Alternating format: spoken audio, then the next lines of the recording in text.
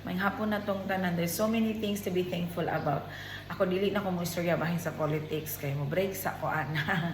Kanang ako lang pasalamat ko kay kanang safety ang akong family sa side sa akong papa o side sa akong mama, akong auntie nga naa sa Bugo, Cebu.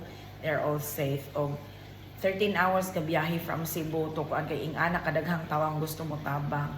Apart from that, nagpasalamat ko because labi na karon nga Sunday, ang atong gospel is kung kang naa kay faith as small as a mustard seed, no? It will do great things to you.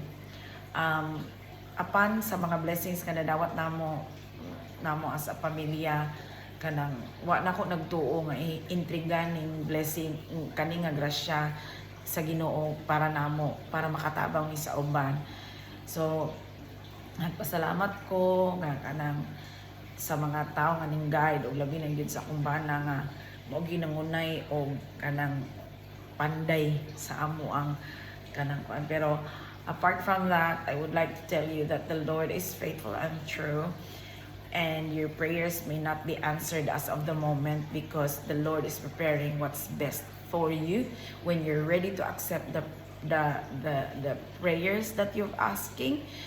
It will be given to you in the right time, and God's plan is perfect.